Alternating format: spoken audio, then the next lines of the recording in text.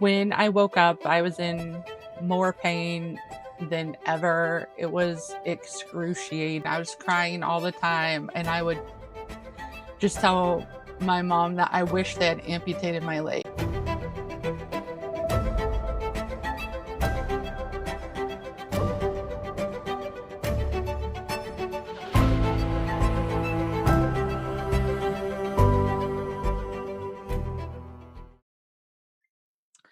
All right, we're picking up where we left off in the last episode, which is I had just underwent a 9-hour open heart surgery to remove the tumor and repair my tricuspid valve.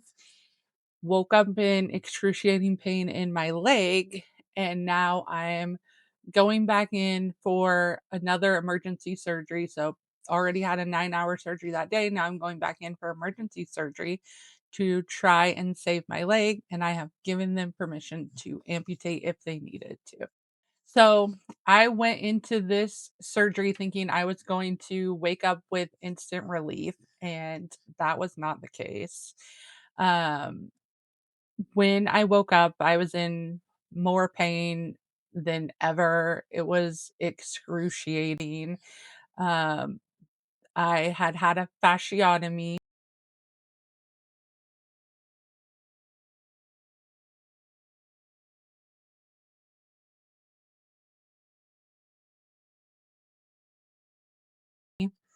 So they opened my leg completely on both sides, meaning the i- interior and exterior of my leg, all the way from my knee to my ankle, were completely opened up.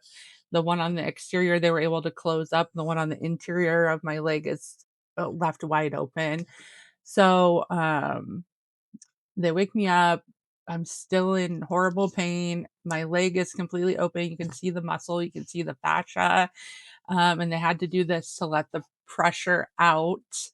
Um, the pain was just unbearable. It felt like I was standing in a pot of boiling water, is always how I've explained it. It was just constant, horrible pain.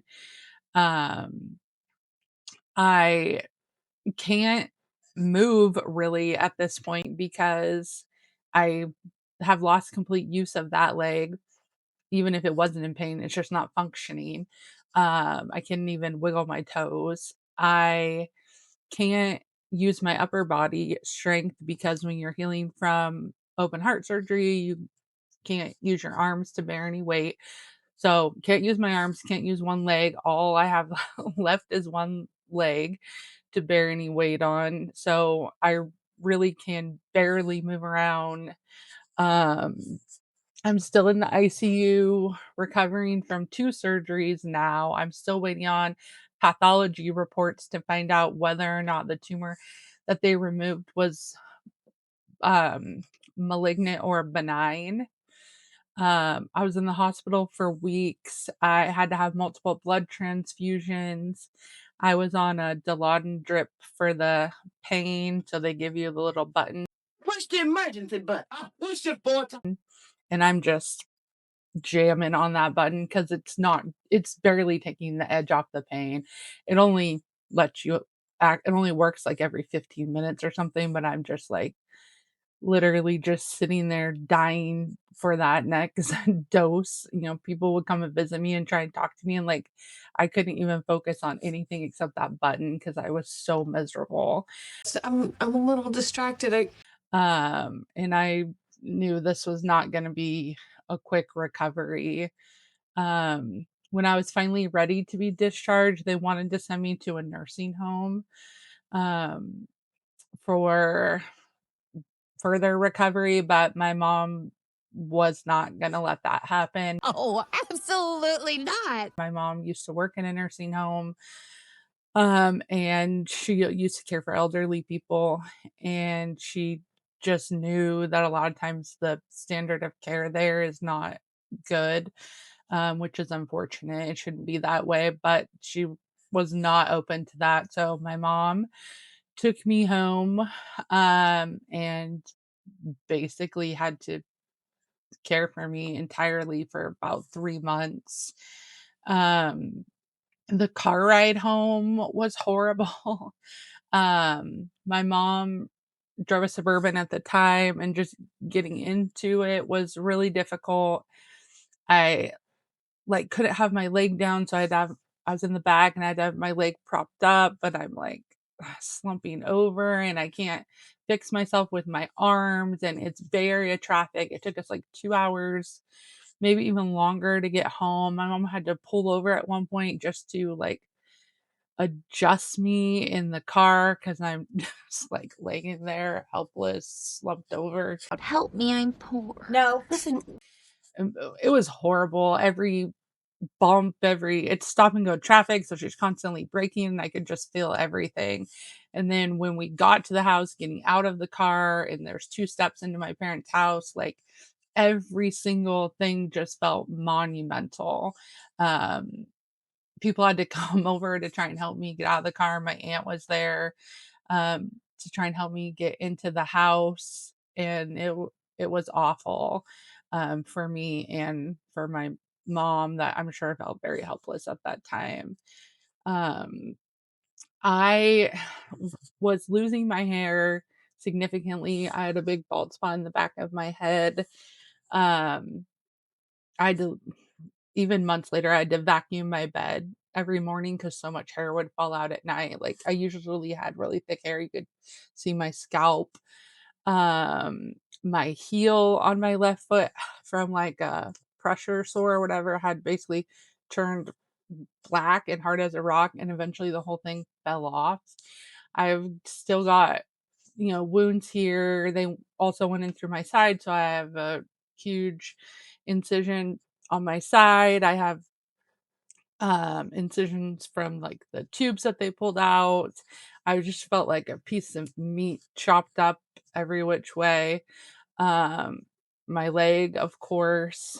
Poor thing is a hot mess. Um, I had really bad brain fog and memory loss. I grew up in the same town my entire life, and I couldn't remember how to get to Target. Like, I knew I could picture where it was, but I could not tell you how to get there. This is not a big town, so it was really strange and difficult to just have my brain not be able to function like it normally would, and I just didn't feel like a person anymore. I didn't feel human. I also didn't wanna eat anything. I had no appetite at all when I was in the hospital or when I was discharged. My mom was trying to, like, force feed me like a toddler my food, and everything was disgusting to me. Um, I dropped a bunch of weight, which I was an obese, so it wasn't a problem to lose weight, but you do need to calories and protein to heal, and I wasn't getting that, and also my muscles were atrophying, so that was a lot of the weight loss too. But, they ended up having to, like, force feed me Ensure just to get me some kind of protein, so just very miserable overall. Um, when I did get home, my pain was pretty much completely unmanaged. I had a nurse that came to the home every other day to do a few things, but it included changing the wound vac that they had put on my leg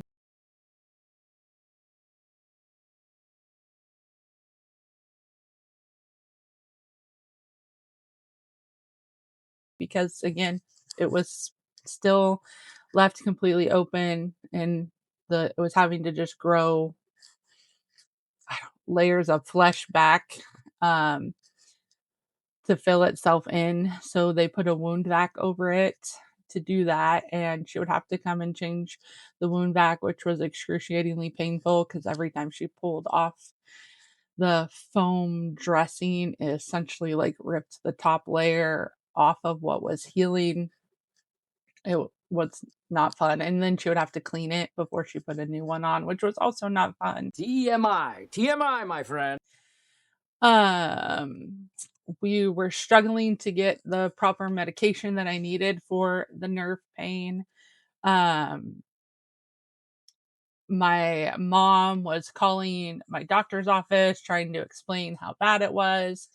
Um, and they were just really my primary care office was not comprehending what I had gone through with these surgeries. So the home health Freudian slip. Absolutely accurate.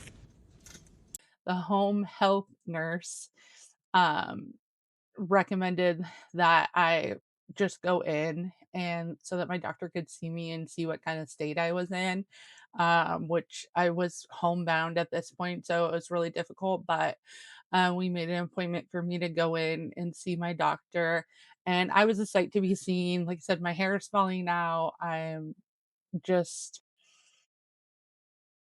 in absolute misery. I've got this wound back on. I've got all these other incisions. My mom's pushing me through the doctor's office in a wheelchair, and we got on the elevator.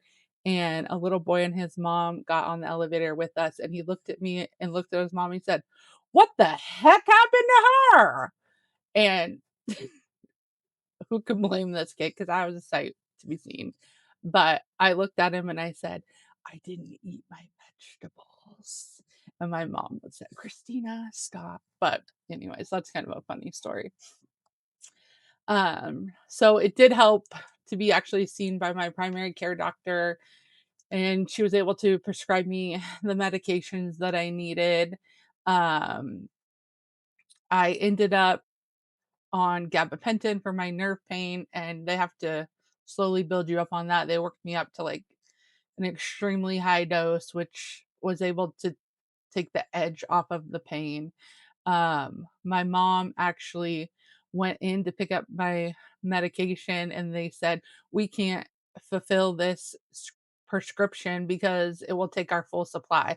And my mom was like, "I don't care if it takes your full supply. Figure out how to get some more. My daughter needs this medicine right now." And she threw a hissy fit at the pharmacy Figure it out. to make sure that I got the medication that I needed just to take the edge off the pain. But I was completely dependent on my mom for care. I couldn't bathe myself. I couldn't go to the bathroom by myself. I had to use like a bedside commode because I couldn't even get to the bathroom. She had to give me bed baths Disgusting. until I could eventually make it to the bathroom to use the bathroom and to be showered. I would sit on a shower chair and my mom would have to shower me. Um, I was just in severe pain. I was crying all the time, and I would just tell my mom that I wish they had amputated my leg because it hurt so bad. I just wish they had cut it off. And I meant that with my whole chest. I would have rather at that point not had my leg than be in that much pain. So my family also had a hard time just watching me suffer and not being able to help me. A physical therapist did come to the house. I couldn't walk. I used a walker just to move minimal amounts, from the bed to the commode or to the shower chair. I can't move. My foot was stuck like I was in a high heeler, like I was standing on tippy toe, and I could not get it to go flat. Even if I were to put all my weight on it, it would not go flat. It was completely stuck. Um, Physical therapy just we were trying to get it to my foot to have any motion in it and trying to learn how to walk again, and it was not a quick moving recovery at all. At this time, I was also still technically married, although I never heard from my husband at all during this time. I was missing out on my daughter's life. I couldn't go to her softball games and experience just a lot of everyday moments with her because I was completely housebound at this point, completely dependent on my mom. And it was just a very lonely time. My days and nights were like mixed up from being in the hospital so long. So I'd be up all night. Um, and it just was not a good time. I did eventually get the pathology reports that the tumor was benign. It was a calcified amorphous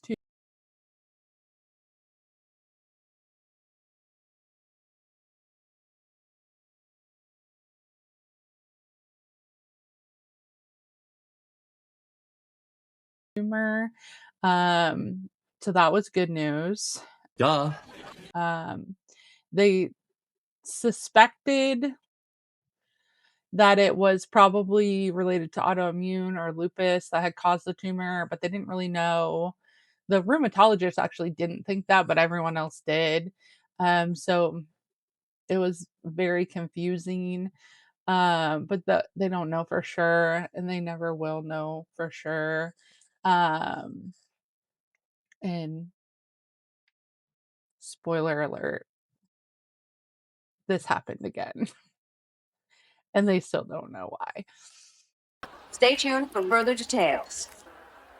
So this happened over 12 years ago at this point, and since that first day, I have had constant pain in my left leg and left foot that has never gone away. I have learned to live with it. It is been at maximum improvement for years, so I don't expect that it will get any better. It's kind of for me, I explain it, it's like white noise, the level of pain. It does always hurt, but I'm just so used to a certain level of pain that it really only stands out to me if I get like a sharp pain or if it is elevated, if I forget to take my medicine, something like that, then it stands out to me. But the rest of the time, I'm just so used to it that I almost don't even notice the pain. I think it probably does have an effect on me that I don't realize. It is what it is. It's not something that I ever mention to anyone or bring up. Right? Most people would not know that I have chronic pain. So after about 3 months of recovery, um, it was time for me to go back to work.